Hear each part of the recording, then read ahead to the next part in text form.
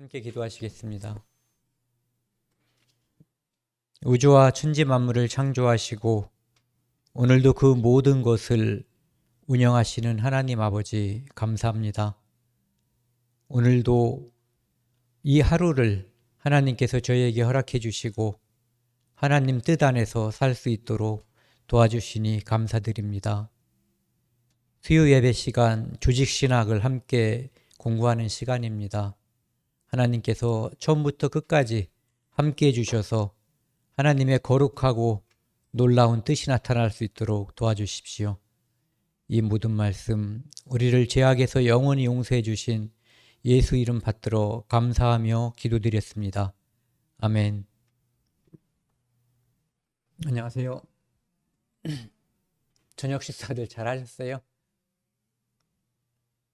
오늘은 이제 수요일 날이어서 조직신학을 함께 하는 날인데요. 이 조직신학은 일반적으로 화면이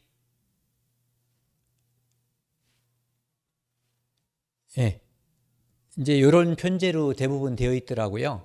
그래서 서론이 있고 처음에 이제 신론, 하나님이 천지 만물을 창조하신 창조주 하나님이시다 하는 것을 이제 먼저 이야기하고요. 그 다음에 그 창조된 피조물 중에 인간이 있는데 인간이 하나님의 말씀을 거역하고 선악과를 먹음으로써 죄인이 되었다. 그래서 이제 인죄론이고, 그러니까 죄인이 된 인간을 하나님이 불쌍히 여기셔서 그 인간을 구원하러 이 땅에 보내주신 분이 하나님의 아들, 독생자 예수 그리스도. 우리말로는 이제 예수님이라고 하고 구세주라고 하잖아요. 그런데 이제 그것을 헬라 쪽에서는 이제 그걸 그리스도라고 하고, 그 다음에 유대 땅에서는 그것을 이제 메시아라고 하는 거죠. 그래서 그리스도, 이 땅에 구원자로 오신 분. 그래서 이제 우리말로는 기독론이라고 하는 거죠. 그리스도론 같은 말입니다. 그래서 예수님이 이 땅에 오신 목적이 인간을 구원하러 왔기 때문에 이제 구원론, 이 구원의 결과로 탄생한 성도들, 그들이 이제 두세 명 또는 그 이상이 모여 있는 곳이 이제 교회이기 때문에 그 교회가 예수 그리스도의 피로 말미암아 이제 탄생한 그 교회의 성격과 교회가 나중에 이제 예수님께서 이 땅에 두 번째 오실 때 그분을 만나러 간다. 그래서 이제 종말론, 내세론이 있습니다.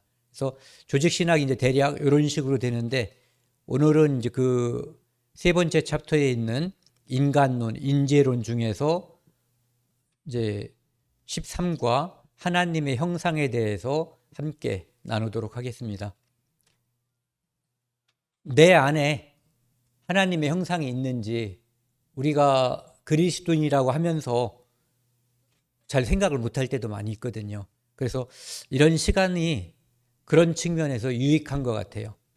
그래서 하나님의 형상이라고 하는 것은 인간을 사람들끼리 그렇게 말을 하는 거죠. 만물의 영장이다. 그러니까 만물의 영장이라고 하는 것은 하나님께서 만든 모든 피조물 중에서, 이 지구상에 있는 피조물 중에서 이제 영을 가진 존재. 그러니까 천사 말고 영을 가진 존재는 이제 사람밖에 없잖아요. 그러니까 영적인 존재가 하나님과 천사, 마귀, 사람.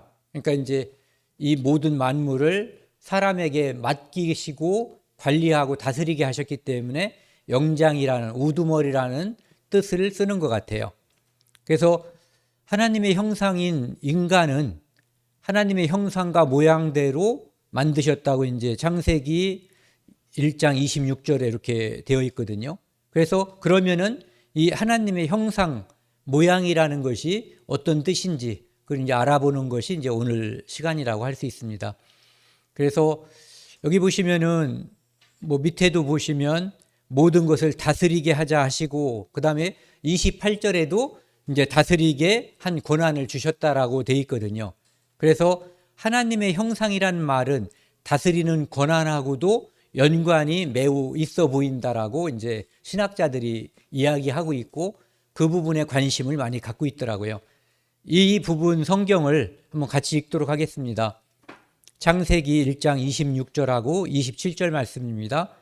하나님이 이르시되 우리의 형상을 따라 우리의 모양대로 우리가 사람을 만들고 그들로 바다의 물고기와 하늘의 새와 가축과 온 땅과 땅에 기는 모든 것을 다스리게 하자 하시고 하나님이 자기 형상 곧 하나님의 형상대로 사람을 창조하시되 남자와 여자를 창조하시고, 그러니까 하나님께서 자기 형상대로 사람을 창조했다고 되어 있기 때문에 우리 사람, 특별히 그리스도인인 우리 안에는 하나님의 형상이 분명하게 있는 거예요. 그러니까 그것을 이제 찾아보는 그런 시간을 한번 갖도록 하겠습니다. 하나님의 형상인 인간 중에서 이제 그 신학자들이 이런 분류를 하더라고요. 본체로서의 하나님의 형상, 그 다음에 또 속성으로서의 하나님의 형상, 이런 것이 있는데, 본체라고 하는 것은 생명, 하나님께서 창세기 2장 7절에 보면은 흙으로 사람을 만드시고 그 안에 생기를 불어넣으시니 생명이 된지라, 이렇게 나와 있거든요. 그러니까 바로 하나님의 형상을 이제 생명, 생기, 살아있는 영으로 보는 거예요. 그러니까 본체가 그거라는 거죠. 나머지는 우리가 이제 본체, 사람들은 이게 본체로 생각하잖아요. 겉으로 나와서 이렇게 살만 있는 게 아니죠. 이 속에는 뼈가 있고 내장이 있고 피가 있고 겉모습에 이제 가죽이 있는, 이것을 본체라고 생각하는데 하나님이 생각하는 본체는 따로 있는 거죠. 영, 생기, 이것이 이제 본체라고 볼 수 있어요. 그래서 인간이 영적인 존재임을 이제 나타내 주는 것이 본체로서의 하나님의 형상이라는 거예요. 그리고 동물과 사람 사이의 차이가 바로, 동물은 흙으로 빚고 끝이거든요. 그리고 사람은 하나님께서 생기를 불어넣어 주신 거죠. 그래서 이 창세기 2장 19절에도 보면은 여호와 하나님이 흙으로 각종 들짐승과 공중의 각종 새를 지으시고, 이게 끝이에요. 그러니까 동물이라고 볼 수 있는 짐승에 대해서는 이것으로 마감을 하셨는데, 이제 사람에 대해서는 이렇게 말씀하시는 거죠.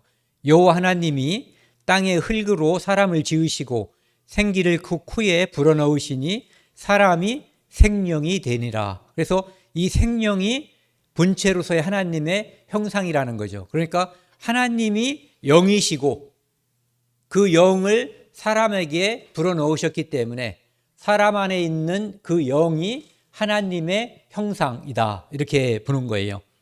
그리고 이제 요한복음 4장 24절에는 하나님은 영이시니, 그래서 하나님이 어떻게 존재하시는가, 하나님의 본질, 정체성, 이것이 이제 영이란 얘기죠. 그래서 그 영을 사람에게 주셨다. 그러니까 생명의 본질도 하나님이시고, 그 다음에 사람에게 이 생기를 불어넣어 주셨기 때문에 사람이 하나님의 생명을 이어받았는데, 그것이 바로 그 주체가 생명이다, 이런 얘기예요. 그 다음에는 속성으로서의 하나님의 형상. 지난번에 이제 우리가 하나님의 속성을 배울 때 이제 이런 말씀을 많이 드렸었거든요. 이 속성으로서의 하나님의 형상은 인간이 영적 존재이므로, 좀 전에 말씀드린 것처럼 생기를 불어넣으셔서 생명이 되었기 때문에, 이런 뜻이죠. 주어지는 영적 생명의 특성이다. 그러니까 생기가 들어갔기 때문에 영적인 생명체가 된 거예요. 그리고 그런 존재이기 때문에 하나님의 속성이라고 우리가 말을 하는 거죠. 그래서 그 영적인 생명을 받은 존재이기 때문에 참지식과 거룩성, 이런 것들은 이제 하나님의 특성이잖아요. 이런 것들, 그 다음에 의로움, 이런 것을 가지게 되었는데, 이것은 사람이 에덴 동산에서 범죄함으로 말미암아 잃어버렸다, 이렇게 주장하는 거예요. 그런데 이런 것들에 대한 주장이, 신학자들이 이런 것들을 연구하고 분류하고 하지만 명확하게 누구한테나 이해시키고 동감을 얻어낼 수 있는 건 아닌 것 같아요. 예. 주장이라고 보면 될 것 같아요. 그래서 그 사람들이 이제 말하는 성경적인 근거는 에베소서 4장 24절이에요. 하나님을 따라 의와 진리의 거룩함으로 지으심을 받은, 그러니까 거듭나기 전에는 이런 것이 없다는 얘기예요. 의와 진리와 거룩함이. 그런데 예수 그리스도께서 십자가에서 피 흘려 돌아가심으로써 그것을 우리에게 증거하고 성령이 오심으로써 새 사람이 될 때 이러한 것이, 즉 에덴 동산에서 분실했었던, 상실했었던 그 속성이 인간에게 다시 주어진다, 이런 뜻이라고 볼 수 있습니다. 그래서 그때 새 사람을 입는 이 새 사람이 바로 이런 것들, 참지식, 거룩함, 의, 이런 것들이라는 거죠. 그 다음에 이제 이성, 사람들한테는 하나님의 속성 중에 지정의라는 게 있잖아요. 그게 바로 이제 이성, 지성, 양심, 만물 통치권, 이런 것들을 말하는데, 이것을 하나님의 속성 중에서 이제 광의의 속성이라고 하는데, 이것은 에덴 동산에서 범죄했더라도 이런 속성들은 남아 있어서 무언가를 판단하고 셈할 줄 알고 이런 것들이 이제 남아 있다는 거죠. 그래서 하나님의 지혜에 있어서는, 그러니까 하나님의 지혜와 자기 지혜라고 하는 것을 구분하고 있는데, 여기서 말하는 이성, 지성, 양심, 만물 통치권 중에서 이 지성, 이성과 관련된 것들이 여기 자기 지혜로 되어 있는데, 이것 가지고는 하나님을 알 수 없다는 얘기거든요. 그래서 하나님의 지혜에 있어서는 이 세상이 자기 지혜로 하나님을 알지 못하므로 사람이 아무리 똑똑해도 혼자 연구하고 또는 자기의 노력으로 하나님을 발견하거나 하나님께 나아갈 수는 절대 없다는 거예요. 그래서 전도에 미련한 것, 이것은 결국은 십자가거든요. 예수 그리스도, 우리를 구원하기 위해서 이 땅에 오신 성육신하신 하나님의 아들, 그분이 하나님께서 우리에게 보내주신 한 마리의 어린 양으로서 십자가에서 피 흘려 죽음으로써 우리의 죄를 대속했다는 사실, 그 전도에 미련한 것으로 믿는 자들을 구원하시기에 기뻐하셨도다. 그래서 여기서는 하나님의 지혜와 자기 지혜, 사람의 지혜가 구분이 된다는 거예요. 그래서 광의적으로는 이것은 이제 구원받지 않은 사람들에게도 남아있는 하나님의 속성으로서 사람에게 주어진 것이다, 이렇게 이야기하고 있는 거죠. 그 다음에 두 번째에서는 하나님의 형상인 인간의 특성, 이런 제목인데요. 하나님의 특성인, 하나님의 형상인 영혼을 우리에게 주셨잖아요. 영적인 존재가 된 건데, 그 특권은, 첫 번째는 영생의 특권. 여기 가로를 친 이유는 이 특권을 하나님께서 모든 사람에게 주셨지만 이 특권을 부여받지 않고 거절하거나 관심 없는 사람들이 있기 때문에 괄호를 쳐놓은 거예요. 영생이라고 하는 것은 하나님께만 있는 근본적인 속성이에요. 이것은 에덴 동산에서 하나님께서 사람을 창조하셨을 때 부여된 거거든요. 그런데 그때 부여된 인간은 여기 두 번째 줄에 나와 있는 것처럼요, 두 번째, 소멸하지 않는 생명의 존속뿐만 아니라 뒤에 있는 거, 하나님과 함께하고 그분과 교통하면서 누릴 수 있는 복되고 행복한 삶까지를 포함하는 것이 영생의 개념이라는 거예요. 마귀도 죽지 않고 그 다음에 지옥 가는 사람들도 결국은 죽지 않잖아요. 그래서 이 개념을 갖다가 구분해 놓은 거예요. 불과 유황으로 타는 못에 가는 영멸하는 사람과 천국에 가는 이제 구원받은 거듭난 그리스도인과를 구분하기 위해서 이제 차이를 둔 거죠. 그래서 인간은 그렇게 근본적으로다가 하나님의 속성을 가진 영생하는 존재로 이제 창조되었다는 거죠. 그래서 이 속성이라고, 영생하는 속성이라고 하는 것은 디모데전서 6장 16절에 나와 있는 것처럼 오직 그에게만, 하나님께만 죽지 아니함이 있고, 이것이 바로 영생의 속성인데 그것이 에덴 동산에서 주어졌고, 그리고 결국은 인간은 영적인 존재라서 지옥에 가든 천국에 가든 죽지 않는데, 오히려 지옥에 가는 영생은 죽음만도 못한 거거든요. 그렇기 때문에 거기에는 복되고 행복한 삶이라고 하는 것이 빠지고 생명의 존속이라는 것만 이어지는 거죠. 그러니까 매우 불행한 거예요. 그리고 이제 고린도전서 15장 52절에 보면은 나팔 소리가 나매 예수님께서 이 땅에 두 번째 오실 때 그때의 모습이에요. 죽은 자들이 썩지 아니할 것으로 다시 살아나고, 비록 그리스도인으로서 예수 그리스도를 믿었지만 이 땅에서 생명이 다해서 죽은 그리스도인들, 그런 그리스도인을 우리를 잔다라고 표현하잖아요. 그러니까 여기 있는 사람들은 자는 그리스도인들이 이제 다시 살아나는 것, 그리고 우리라고 하는 것은 우리가 진짜 우리가 여기 나와 있는 우리가 됐으면 좋겠어요. 진짜로 죽지 않고 우리가 골골 앓고 뭐 벽에다 똥칠하고 그런 경험을 안 하고, 정말 예수님께서 우리가 살아있을 때 오셔가지고 우리가 호련히 변화해서 예수님을 맞을 수 있는 그런 시대라고도 하는데, 진짜로 그렇게 됐으면 하는 그런 희망, 소망을 가지고 있어요. 기도하자고요.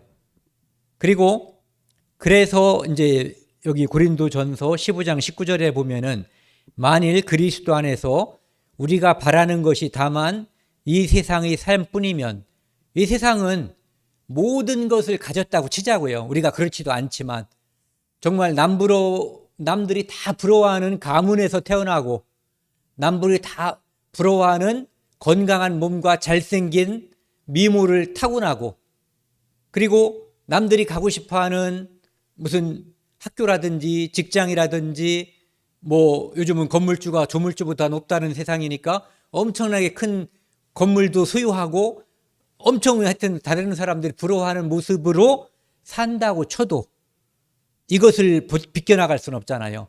늙고 병들고 죽는 것, 이것을 비껴나갈 수 없어요.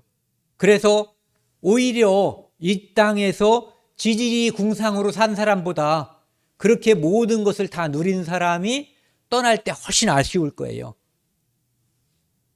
그런데 우리가 바라는 것이 다만 이 세상의 삶뿐이면, 그것이 대단했다 쳐도 모든 사람 가운데 우리가 더욱 불쌍한 자니라. 하물며 그리스도인들은 이 땅에서 남들이 즐기는 그 쾌락, 이런 것들도 즐기지 않고 그리스도인답게 세상의 빛과 소금으로 살기 위해서 노력하잖아요. 그런데 그 모든 것이 죽었더니 아무것도 없다면 우리가 제일 불쌍한 인간이라는 얘기예요. 그런데 그것은 잘못된 가정인 거고, 실제로는 영원한 천국이 우리를 위해 준비하고 있거든요. 준비되어 있는 거죠. 그래서 예수님께서 공중에 재림할 때 우리가 죽었다 살아나든 변화해서 예수님을 만나든 그때부터 우리는 영원히 하나님과 함께 여기 있는 복되고 행복한 삶을 누리는 거예요.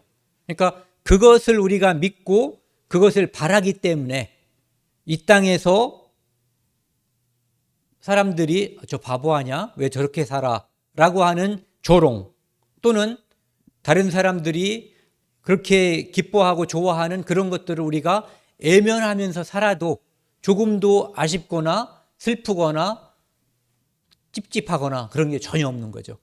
오히려 자랑스럽고 기분이 더 좋은 거예요. 그것을 멀리 하면 멀리 할수록. 그 다음에 두 번째는 이제 하나님의 형상이 인간의 특권 중에 두 번째가 하나님과 교통할 수 있는 특권. 우리가 하나님과 기도하고 임마누엘로서 성령을 가진 다른 성도들과 교제하잖아요. 이 모든 것이 하나님과 교통할 수 있는 특권이에요.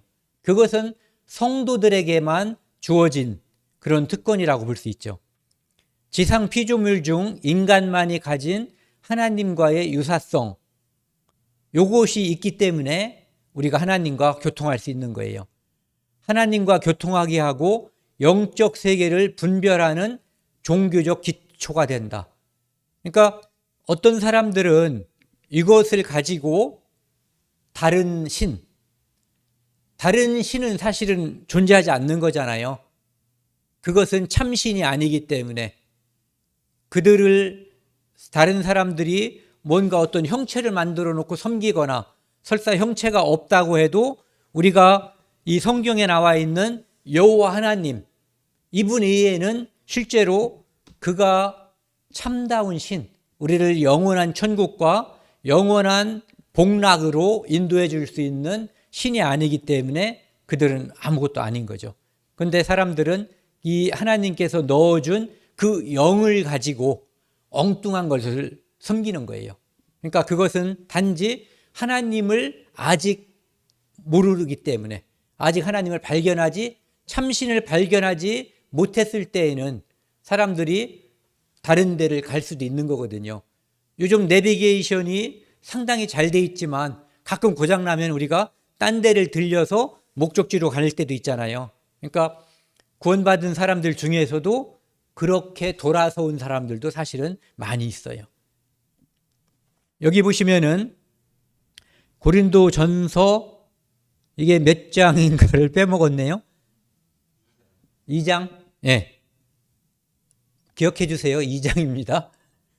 우리가 이것을 말하거니와 사람의 지혜가 가르친 말로 아니하고 오직 성령께서 가르치신 것으로 하니 영적인 일은 영적인 것으로 분별하느니라. 우리 안에 성령이 있기 때문에 이것이 하나님께서 우리에게 주신 어떤 일인지 아닌지, 어떤 다른 신, 그러니까 마귀죠, 이것이 우리를 유혹하거나 다른 길로 빠뜨리려고 하는 것인지를 쉽게 알 수 있다는 얘기예요. 육에 속한 사람은 하나님의 성령의 일들을 받지 아니하나니 육에 속한 사람과 영에 속한 사람을 구분하는 거죠. 이는 그것들이 그들에게는 어리석게 보이며, 그래서 전도에 미련한 것이라고 하는 것도 사실은 이 세상에 있는 가장 똑똑한 사람, 가장 많이 가지고 가장 훌륭한 사람에게도 예수 그리스도를 소개할 수 있는, 영생으로 인도할 수 있는 유일한 길이거든요. 그런데 그런 사람들이 볼 때 그것이 어리석게 보이는 거거든요. 시편 14편 1절에도 보면은 어리석은 자는 그 마음에 이르기를 하나님이 없다 하도다. 그러니까 자기가 어리석어서 하나님께서 지으신 만물을 자기가 보고 즐기고 그것을 통해서 자기 생명을 그날까지 영위하고 있는데, 하나님이 없다라고, 하나님이 만들어주신 뇌를 가지고 그것을 잘못 판단하고 있는 거예요. 어리석게 보이며 또 그는 그것들을 알 수도 없나니, 왜냐하면 육에 속했기 때문에요. 영에 속한 일은 영적인 것으로 분별하는 거거든요. 그래서 여기 뒤에 다시 한번 나오죠. 그러한 일은 영적으로 분별되기 때문이라. 그래서 영적인 것, 성령을 가진 사람이어야만 분별하게 되고 성령이 와야만 알 수 있게 되어 있는 거예요. 그래서 영적인 존재로서 교통이, 사람은 구원받지 않은 사람도 영적인 존재이기는 하나 성령이 오기 전까지 실질적으로 영적인 일을 잘 분별하거나 구분할 수 있는 능력은 없다, 이런 얘기죠. 어떤 사람들은 나는 아무것도 믿지 않는다라고 말하는 사람들이 있어요. 그래서 당신은 지옥 갑니까 천국 갑니까 물으면 나는 아무 데도 안 간다고 말하는 사람들도 있어요. 그렇게 아무것도 믿지 않는다는 사람이나 아무 데도 나는 갈 것 같지 않다라고 하는 사람들은 분명하게 지옥 가는 거예요. 이 어떤 책에 보니까 그런 것을 설명하고 있더라고요. 우리의 이 시력 있잖아요. 이 시력을 가지고는, 눈을 가지고는 물질적인 세계, 보이는 것들을 확인할 수가 있어요. 그런데 이 시력이 아무리 좋아도 지적인 세계 이런 것들을 확인하거나 거기에 능력이 미치지 못한다는 거죠. 몽골 사람들은 시력이 5.0도 있대요. 상상하기 어려운 건데. 근데 그 사람들이 아무리 그 시력이 좋아도 산수를 계산할 수는 없는 거예요. 지적인 능력하고는 관계가 없는 거예요. 또는 예수 그리스도를 십자가를 통과하지 않은 사람은 아무리 시력이 좋아도 영적인 그것을 분별하거나 알아볼 수 있는 능력은 전혀 없는 거예요. 그러니까 그 거꾸로 지적인 능력이 있다고 해서 시력이 좋거나 멀리 보고 그럴 수 있는 건 아니라는 거죠. 그 다음에 하나님의 형상인 인간의 특권 중에 세 번째가 만물을 주관하는 특권이에요. 아까 처음 시작할 때 이제 제가 살짝 말씀을 드렸었죠. 창조했다, 만드셨다 다음에 이제 26절, 창세기 1장 26절에도 뒷부분에, 그 다음에 28절에도 뒷부분에 이제 다스리다는 표현이 나와 있거든요. 여기 보시면은 하나님의 형상인 영적 존재인 인간에게 만물을 다스릴 권한을 하나님이 주셨다. 그래서 이 영적인 존재가 사람인데 하나님의 형상을 받았고 그것은 하나님께서 우주 천지 만물 보이는 것과 보이지 않는 것을 주관하시는 그분의 형상에 따라서 인간이 창조되었기 때문에 그 영적인 존재인 인간이 우리 눈앞에 보이는 것들, 자연 이런 것들을 다스릴 권한을 하나님께서 주셨다 이런 얘기예요. 그리고 이 시편 8편 4절에서 6절을 보시면은 이거 한번 같이 읽었으면 좋겠습니다. 사람이 무엇이기에 주께서 그를 생각하시며 인자가 무엇이기에 주께서 그를 돌보시나이까. 그를 하나님보다 조금 못하게 하시고 영화와 존귀로 관을 씌우셨나이다. 주의 손으로 만드신 것을 다스리게 하시고 만물을 그의 발 아래 두셨으니. 예. 사람을 하나님께서 대단한 존재로 만드셨다는 거예요. 지금은 우리가 이런 하나님께 죄를 짓고 우리는 죄를 용서받았지만 이 땅에 사는 동안에는 그 형틀을 벗어날 수가 없어요. 그러니까 예수님이 아까 말씀드린 것처럼 공중에 오시는 순간 이 모든 것들은 다 끝나는 거예요. 해결이 되는 거죠. 그러니까 시간만 지나면 우리를 억누르고 우리를 억압하고 우리를 불행하게 하는 모든 것들이 해결되는 거예요. 굉장히 행복한 거죠. 또 어떤 사람은 우리가 전도하지 않으면 시간이 흐르면 영원한 불못에 들어갈 그런 사람들도 이 땅에 많이 존재하는 거예요. 사람이 무엇이기에 주께서 그를 생각하시며 인자가 무엇이기에 주께서 그를 돌보시나이까. 사람을 하나님께서 만드시고 그냥 방치한 것이 아니라 하나님의 생각은 온통 사람에게 꽂혀 있다는 거예요. 사람이 어느 정도 대단하냐면은 그를 하나님보다 조금 못하게 하시고, 이 조금 못하게 한 게 어느 정도인지 모르지만 하나님과 인간을 우리가 오늘 함께 공부하는 하나님의 형상이라는 말 외에 이렇게 대단하게 사람을 평가하는 성경은 아마 없는 것 같아요. 사람을 하나님보다 조금 못하게 하시고 영화와 존귀로 관 씌우셨나이다. 그러니까 지금 우리는 영화와 존귀의 관이 벗어져 있는 상태인 거예요. 죄로 인해서. 그런데 나중에 이 모든 것들이 회복되는 거죠. 주의 손으로 만드신 것을 다스리게 하시고 만물을 그의 발 아래 두셨으니. 그래서 인간을 만물의 영장이라고 말하는 그것은 매우 좋은 표현인 것 같아요. 옳고. 그리고 요한 1서 3장 2절에 보면은 나중에 우리가 지금은 그렇지 않지만 예수님께서 공중에 나타나시면, 그가 나타나시면 우리가 그와 같을 줄을 안다고 되어 있어요. 그러니까 그와 같다는 게 창조주 하나님과 모든 면에서 같다는 뜻이 아니더라도 여기 나와 있는 것처럼 하나님보다 조금 못하게 만드신 정도의 영화로움, 존귀함, 이것이 우리에게 약속되어 있다는 거죠. 그러니까 대단한 약속이 머지않아 이루어질 수 있는 거예요. 그래서 우리가 이 땅에 살면서 의기소침할 때가 있잖아요. 그리스도인들이 살림이 어렵고 건강이 나쁘고 이 모든 게 한꺼번에 이루어질 수 있고 내 사랑하는 가족이 좀 전에 말씀드린 그런 처지에 있을 수 있어요. 하지만 우리가 늘 그걸 생각해야지 돼요. 나를 쳐다보면은 나는 근심덩어리고 걱정거리예요. 하지만 하늘 쳐다보면은 이렇게 하회탈처럼 이렇게 미소가 생기는 그런 게 그리스도인이거든요. 그러니까 바뀌지 않을 그것 때문에 마음 상할 것이 아니라 반드시 이루어질 그것을 위해서 우리가 기도하고 그것을 늘 쳐다보면서 이제 살아야지 되는 거죠. 그리고 어떤 사람은, 어떤 신학자는 이 하나님의 형상에 대해서 세 가지 견해를 이야기하고 있어요. 지금까지 말씀드린 그런 것들도 명백하게 그것이 산수, 수학처럼 이것은 이것이다라고 과학의 법칙처럼 그런 게 아니에요.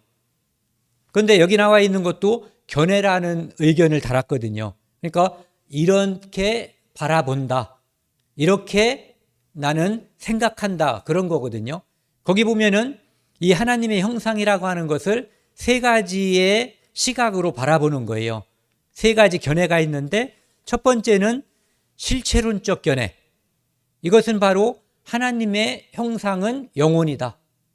요것 때문에 우리가 하나님의 형상에 따라서 인간을 만들었다고 할 때 바로 요것이다라고 말하는 거예요.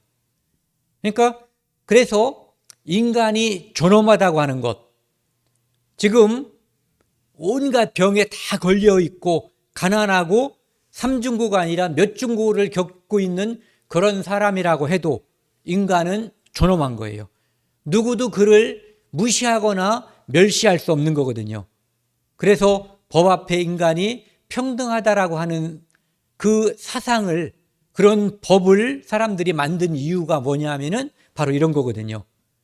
그 자체로 존엄하기 때문에 하나님의 형상을 가진 영혼이 모든 사람에게 있기 때문에 그가 아직 비록 하나님의 사람, 거듭난 사람이 되지 않았다고 해도 그가 하나님의 거듭날 성도가 될 수 있는 가능성이 있기 때문에 하나님의 형상을 가졌기 때문에 존엄하다는 거예요. 그래서 만물의 영장, 그 다음에 존엄하다, 이런 것이 바로 이 형상, 하나님의 형상인 영혼을 가지고 있기 때문이라는 거죠. 그 다음에 기능적 견해가 있는데 이것은 하나님의 형상은 부여된 대표성 또는 대리자 역할을 하기 때문이다. 이것은 뭐냐면은 에덴 동산에서 하나님께서 아까 몇 번 말씀드렸던 창세기 1장 26절 뒷부분, 창세기 1장 28절 뒷부분 다스리게 하는 권한. 그러니까 하나님께서, 하나님이 직접 다스리지 않고 이 사람을 왕으로 세운 거예요. 그러니까 하나님은 왕 중 왕인 거고 아담은, 사람은 이 모든 만물을 하나님을 대리해서 통치할 수 있는 권한을 부여받은 그런 사람이라는 거죠.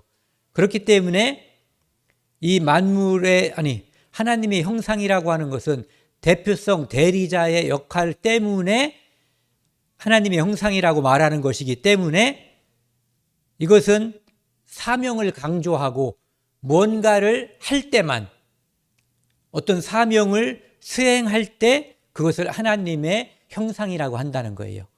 그러니까 위에 있는 것은 그 자체로서 아무것도 하고 있지 않아도 그 자체가 존엄한 하나님의 형상인 것이고, 두 번째 것은 대표자, 대리자의 역할을 할 때의 하나님의 형상이다, 이런 얘기를 하는 거죠. 그 다음에 세 번째 것은 관계적 견해인데요. 이 하나님의 형상이라는 것은 우리가 우리의 형상을 따라, 우리의 모양을 따라 사람을 만들고라고 할 때 우리라는 말이 나와 있잖아요. 그것이 이제 이것을 주장하는 사람들은 우리가 삼위일체 하나님이시다. 그래서 관계라고 하는 것은 홀로 있을 때는 관계가 없잖아요. 뭔가 매개체 또는 대상이 있을 때에만 이 관계가 성립할 수 있는 거죠. 그래서 우리라는 말 자체에 하나님의 삼위일체가 들어있는 것이고, 그리고 그분이 만드신 피조물인 인간이 객체로서 존재하게 될 때 하나님께서 만드시고 하나님의 만드신 객체가 인간이 되기 때문에 사람과 하나님과의 관계가 성립해서 그것을 가리켜서 이제 하나님의 형상이라고 말하는데, 그때 말하는, 그러니까 남녀를 창조한 이유도 바로 거기에 있다는 거예요. 삼위일체 하나님이 삼위로서 하나님과의, 하나님끼리의, 이상한데 이건 말이, 관계가 성립해 있고, 그리고 삼위의 하나님과 사람의 관계가 성립해 있고, 사람이 홀로 있으면 어떠한 관계가 존재하지가 않잖아요. 그래서 사람을 만드셨다고 하는 그것은 바로 남녀를 만드셨다는 뜻이고, 그것이 바로 관계적 견해에서 하나님의 우리라고 하는 형상이다, 이렇게 주장하는 것입니다.